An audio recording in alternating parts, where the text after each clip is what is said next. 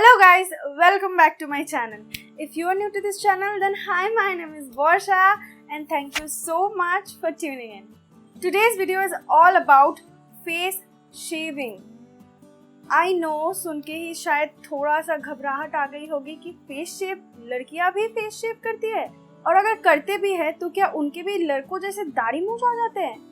तो आज मैं इन्हीं सारे क्वेश्चन का जवाब देने वाली हूँ और साथ ही साथ मैं आपको डेमो भी देने वाली हूँ कि मैं कैसे करती हूँ। मैं 2 साल से खुद अपना फेस शेव कर रही हूँ। तो वीडियो को पूरा एंड तक जरूर देखना because I am going to answer a lot of questions. I think I've said enough. Now without any further ado, let's get started with today's video. अच्छा, तो अब हम फेस शेव करेंगे तो मैं थोड़ा सा क्लोज आ जाती हूँ कैमरा के, शायद आप अच्छे से मेरी स्किन देख पा रहे हैं, और मेरी स्किन में भी कोई मेकअप वेकअप कुछ नहीं है। अगर आप फेस शेव कर रहे हैं तो ज़रूर याद रखना कि कोई मेकअप नहीं होना चाहिए जब आप फेस शेव कर रहे हो। सबसे पहले फेस वॉश कर लो, एकदम क्लीन कैनवस चाहिए हमको, क्योंकि we will going to use blades on our face. अगर थोड़ा सा भी मेकअप या कुछ भी डस्ट गंदगी रह जाती है तो वो जो रेज़र है उसके कांटेक्ट में आके इन्फेक्शन हो सकता है। तो we don't want that. Infection और पिंपल्स बहुत सारे प्रॉब्लम हो सकते हैं। तो फटाफट से जाइए और अपना फेस वॉश करके आइए, और उसके बाद हम शुरू करते हैं फेस शेविंग। तो फेस शेविंग कई तरीक़ों से करा जा सकता है। पहला तो आप सिर्फ फेस वॉश करने के बाद फेस को सुखा लीजिए और उसके बाद ऐसे ही फेस पे आप शेव कर दीजिए। Personally I don't like it, क्योंकि मुझे लगता है जब फेस ड्राई होता है तो थोड़ा ज़्यादा ही उस पर प्रेशर पड़ता है और थोड़ा ड्राई फ्लेकी सा स्किन हो जाता है। तो मुझे तो बिल्कुल नहीं पसंद खाली फेस में फेस शेव करना। सो द नेक्स्ट थिंग जो करते हैं सब वो है मॉइस्चराइज़र हल्का सा यूज़ करने के बाद उसके बाद फेस शेव। पर मुझे भी नहीं लगता कि कोई पॉइंट बनता है, क्योंकि मॉइस्चराइज़र मैं यूज़ करने के बाद वो सिंक इन हो जाता है मेरी स्किन पे। और अगर जब मॉइस्चराइज़र भी रहता है तो जब ब्लेड चलाते तो थोड़ा बहुत फ्रिक्शन लगता है, मतलब थोड़ा अनकंफर्टेबल हो जाता है, तो कभी कभी कटवट लग जाता है, तो मुझे वो भी नहीं पसंद। तो और एक वे है वो है एलोवेरा जेल लगाने के बाद फेस शेव करना। तो I will be very honest with you, aloe vera gel है, बिल्कुल है, पर एलोवेरा जेल अगर थोड़ा सा यूज़ करूँगी तो वो फेस पे तो सूख जाएगा ही कुछ देर बाद। अगर आपको एलोवेरा जेल के साथ फेस शेव करना है तो ढेर सारा एलोवेरा जेल को लैदर करना पड़ेगा अपने फेस पे, जो कि मैं वेस्ट नहीं करना चाहती। Yes, this is the truth.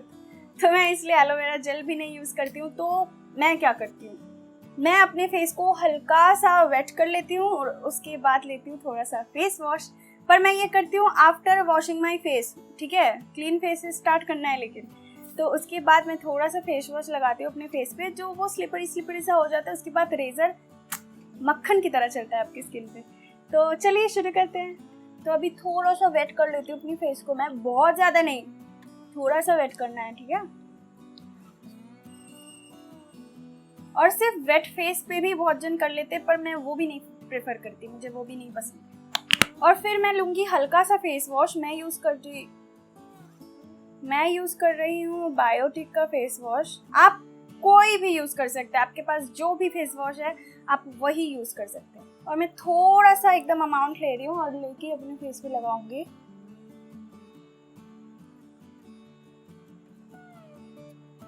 सिर्फ एक स्लिपरी सा बेस चाहिए, मेन बात ये है। तो मैं ले रही हूँ थोड़ा सा फेस वॉश, अच्छे से लगा लूँगी। तो भी हो चुका है, पर मुझे इधर आके याद आया कि मैं कुछ बताना ही भूल गई कि मैं किससे करूँगी फेस शेव। तो मैं फेस शेव करूँगी इन रेजर्स के साथ। तो सबके साथ तो नहीं करूँगी, कोई एक के साथ ही करूँगी ऑफ कोर्स। पर ये 3 का पैक आता है, मैंने इसको खरीदा था लोकल मार्केट से। आप चाहो तो आप अमेज़ॉन से भी खरीद सकते हो। इसका नाम आई थिंक, अगर आप फेस शेविंग के अंदर थोड़ा रिसर्च कर रहे हो तो पता होगा ही, ये टिंकल का है। ये अमेज़ॉन पे इजीली अवेलेबल है, और अगर आपको अमेज़ॉन से नहीं खरीदना है तो लोकल मार्केट भी मिल सकता है। And I bought it for 70 rupees. Yes, this cheap. ये बहुत ही अच्छा वर्क करता है। इवन मैंने बहुत सारे यूट्यूबर्स को देखा है ये यूज़ करते हैं, और उसके बाद ही मुझे जब ये लोकल स्टोर पे मिला तो I couldn't resist my self, मैंने भी जाके खरीद लिया।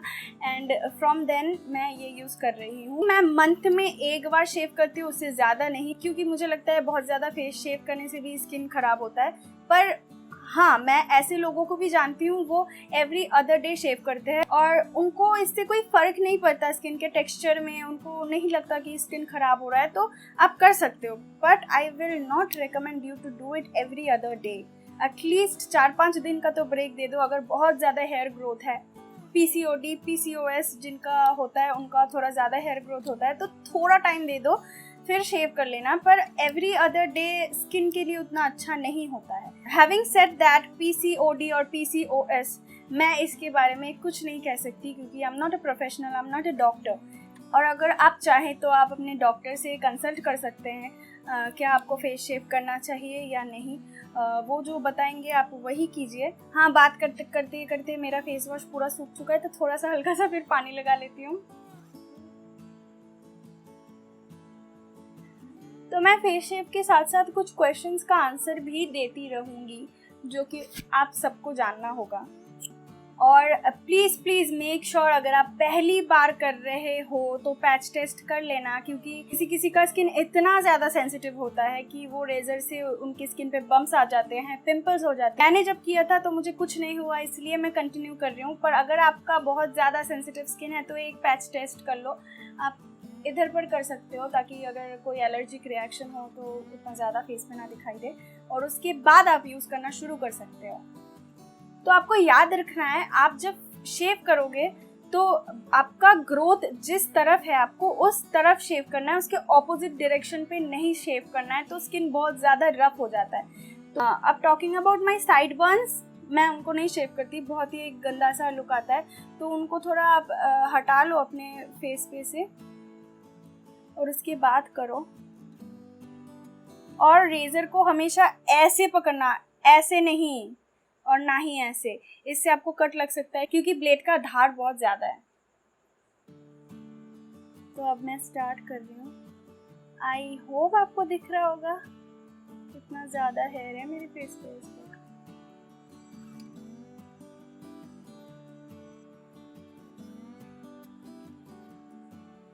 और स्किन को आप थोड़ा स्ट्रेच कर लीजिए ताकि कट्स ना आए।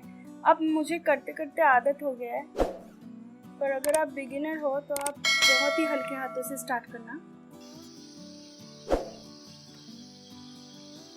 इस प्लेस पे जब आएंगे आप लिप्स के चारों ओर करेंगे तो आपको याद रखना है कि आपको इसको टाइट करना है, तो उसके लिए आप ऐसे कर लो।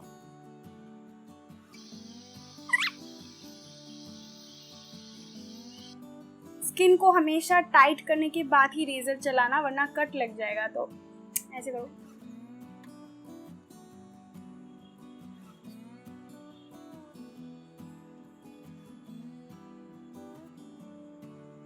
तो जैसे कि आप देख रहे हैं मेरे थोड़े से एक्टिव पिंपल्स है इस साइड पे, ये वाले सिर्फ स्पॉट्स है, तो इधर मैं नहीं लगाऊंगी रेजर, उससे बहुत ज़्यादा बढ़ सकते हैं, ये इरिटेट हो सकता है। तो अगर आपके फेस पे कोई भी कट्स है, पिंपल है, उसके ऊपर से बिल्कुल मत चलाइए, उसको इग्नोर।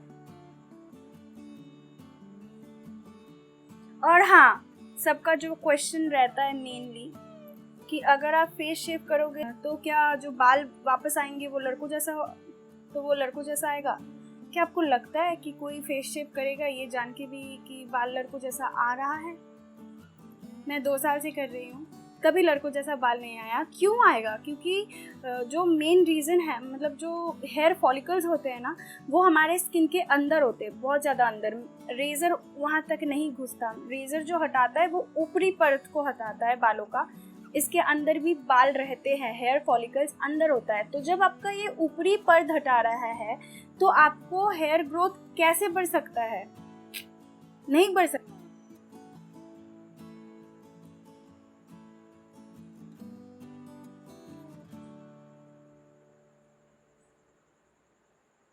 तो मेनली जहाँ मुझे सबसे ज़्यादा हेयर आता है वो है अपर लिप्स पे, तो उसको,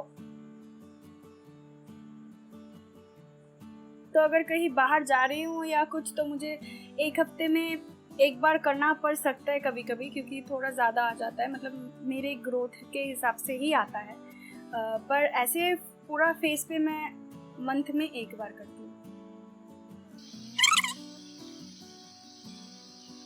और बात तो बिल्कुल नहीं करनी, बस मुझे आपको समझाना है इसलिए मैं बात कर रही हूँ, पर आप बात नहीं करना, अपना टाइम लेना। आस्ते आस्ते हल्के हाथों से करना, बहुत जोर से रब नहीं करना।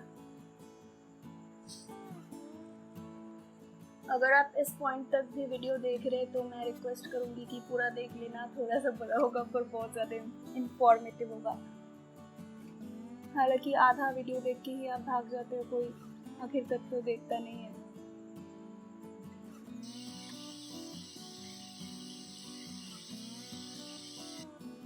और हाँ, फेस शेविंग के साथ साथ सिर्फ फेशियल हेयर नहीं, डेड स्किन भी उठ जाता है और थोड़े बहुत white heads and black heads भी चले जाते हैं। और जो आपको मिलता है वो है क्लीन खाली कैनवस, क्योंकि आई डू वेयर मेकअप, तो after shaving my face makeup बहुत अच्छे से बैठता है स्किन पे। तो अभी अगर आप पूछेंगे क्या सिर्फ शेविंग ही कर सकते हैं और दूसरा कोई मेथड नहीं है, तो हाँ, दूसरे बहुत सारे मेथड्स हैं, पर shaving Kemps very handy. Suppose अगर आप करना चाहते हो थ्रेडिंग, तो पहली बात, अगर आप हर महीने जाके भी थ्रेडिंग कराते हो 20-30 रुपया तो ले लेते हैं, तो वो ज़्यादा खर्चा होता है।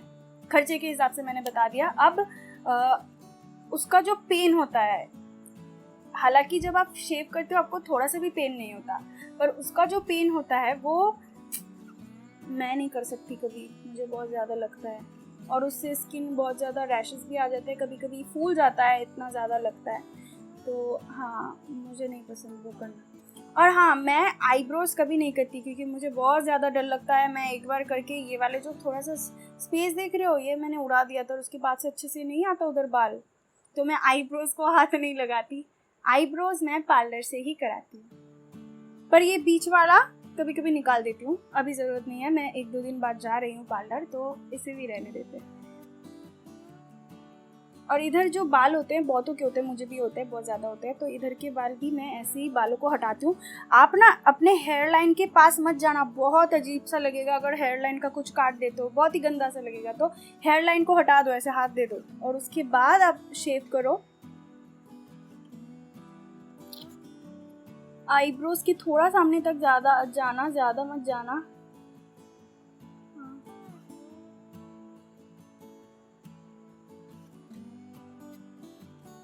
हाँ, तो मैंने बता दिया थ्रेडिंग के बारे में। थ्रेडिंग छोड़ के और कौन कौन वे है? वैक्सिंग कर सकते हो। अगेन, वैक्सीन इससे ज़्यादा कॉस्टली होता है और वैक्सीन में जितना लगता है आप पापा, बहुत ज़्यादा पेन होती है। आप उसको पुल कर ले हो तो आपका स्किन जब इतना ज़ोर से पुल होता है तो आप तो समझ ही सकते हो कि स्किन का तो थोड़ा बहुत नुकसान होता ही है। तो वैक्सीन से अच्छा तो शेविंग ही होगा। And the other methods are laser. एक है जो लेज़र कराते हैं सब, तो laser first of all it is very very expensive. और बहुत जन को ऐसा लगता है कि एक बार लेज़र करा लो उसके बाद बाल नहीं आते, ऐसा नहीं है। बहुत सारा सेशन लेना पड़ता है आपको। अगर आप लेज़र करा रहे हो तो बहुत सारे सेशंस लेने पड़ते हैं और उसी में आपका जेब ढीला हो जाएगा। तो क्या ज़रूरत है? अगर उतना ज़्यादा हेयर ग्रोथ नहीं है तो you can stick to a razor जो कि 3 का 50-70 लेता है, जो कि चल जाता है 1 साल अच्छे से या उससे ज़्यादा। आप कैसे इस्तेमाल कर रहे हो उसके ऊपर डिपेंड करता है। तो हाँ, बस मुझे तो यही सबसे सेफेस्ट लगा। ब्यूटी इंडस्ट्री में सब रेजर यूज़ करते हैं, कुछ को छोड़ के, जो कि अभी करना शुरू भी कर रहे हैं, पर ज़्यादातर लोग करते हैं। अगर ये ख़राब होता तो कोई क्यों करता? ठीक है, अब कुछ केसेस में ऐसा होता है ना कि आप चीक के इधर से ऐसे निकालते हो और उसके बाद 1-2 दिन बाद देखना छोटा बम्स आ जाता है। मुझे कई बार हुए हैं, बहुत बारी हुए हैं। पर मैं उसका रीज़न बताती हूँ, ये कि अगर आप अच्छे से अपने फेस को क्लीन नहीं करते हो, कुछ मैला रह जाता है, कुछ डस्ट रह जाता है और उसके बाद आप उसके ऊपर चला देते हो, तब इन्फेक्शन तो नहीं पर थोड़े बहुत आ जाते हैं बम्स, वो अपने आप चले जाते हैं 1-2 दिन के अंदर। तो आपको क्या करना है, आपको हमेशा ये यूज़ करने के बाद आपको वॉश करना है, फिर सूखने देना है और उसके बाद थोड़ा सैनिटाइजर यूज़ कर लो और उसका ऐसा कैप आता है इसके साथ, उसके कैप के अंदर घुसा के रख दो। फिर जब यूज़ करने जा रहे हो उसके बाद थोड़ा सा सैनिटाइजर यूज़ कर लेना, इसको डिसइंफेक्ट कर देना, मेनली ये पॉइंट है। तो बातें करते करते मेरा तो पूरा फेस शेव हो गया, तो मैं अभी फेस को वॉश करके आती हूँ। I will be right back. तो मैं आ चुकी हूँ अपना फेस को वॉश करके, और इसके बाद मैं क्या करना पसंद करती हूँ, क्योंकि अभी हमने अपने फेस पे रेजर चलाया है, तो स्किन थोड़ा बहुत इरिटेटेड होगा। तो मैं इसको सूथ करने के लिए सबसे पहले एक आइस क्यूब लेके अपने फेस पे रन करती हूँ, और इसके बाद ताकि कोई इन्फेक्शन या कोई चीज़ का डर ना हो तो मैं यूज़ करती हूँ एलोवेरा जेल। एकदम थोड़ा सा मैं अप्लाई कर लूँगी अपने फेस पे।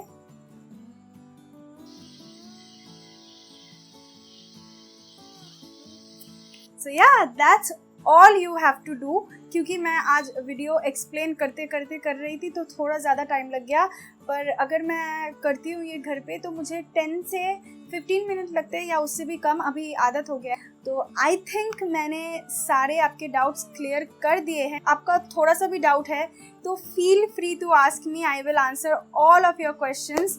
You can ask me in the comment section below. Now we came to an end of this video. Support me if you can. Subscribe to my channel below and also press the bell notification button ताकि आपको updates मिलती रहे कि मैं कब post कर रही हूँ video. And please subscribe to my channel below and I will see you guys in my next video. Till then, take care. Bye guys.